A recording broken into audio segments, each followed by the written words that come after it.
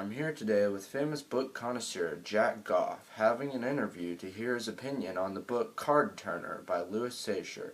First, Jack, give me a rundown of the plot so our viewers can know what we're talking about. Well, our main character is a boy named Alton, whose summer's just gone all wrong. His car's having issues that he can't afford, and he's too lazy to find a job. His girlfriend broke up with him and started dating his best friend, and we all hate that, and his dad just got laid off.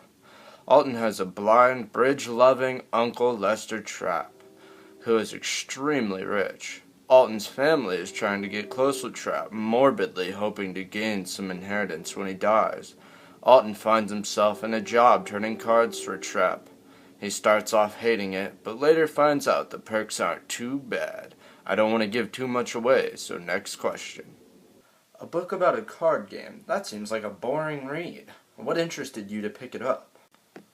Well, honestly, at first glance, nothing enticed me enough to pick it up, but I saw that it was by Louis Sachar, and knowing that he's written other stellar works, such as Small Steps or Holes, it really intrigued me to see what this one could be about, because reading the inside cover and hearing that it was a book about a card game and just a teenage kid who wants to inherit money when his crazy uncle dies, it seemed like a 3.5 book to me, but I owed it to Sachar with his other works to give it a read and, put a little effort into it. And come to find out, I thoroughly enjoyed it.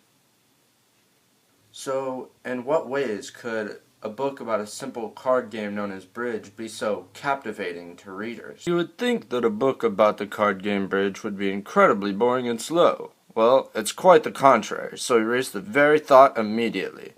Sachar truly has a gift for storytelling, for the story is quite captivating for the readers, even if they don't know the first thing about Bridge, such as me. And he made the game itself intriguing. He expresses the point that it is not just any other ordinary card game. It is one that requires strategic thinking, efficient communication with your partner, and the right mindset. The story is told through the perspective of Alton Richards, and so, as Alton learns the many rules of the Bridge, you, as a reader, learn them too. Sachar interlaces a story of manipulation, secrets, fulfilling deeds, and friendship with simple, technical Bridge descriptions.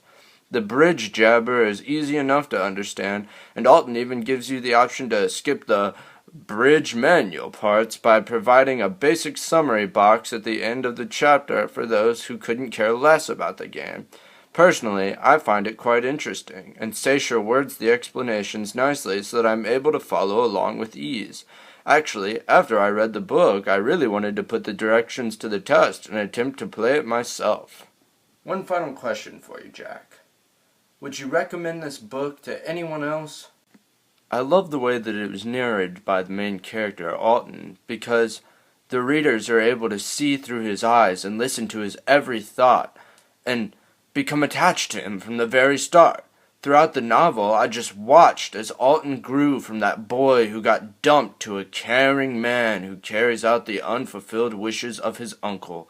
I loved every minute of it, and it was a ride I wouldn't soon forget. I recommend it to everyone, and once you flip over that last page, I'm sure you'll relish in the savoriness of the Cardturner just as I did.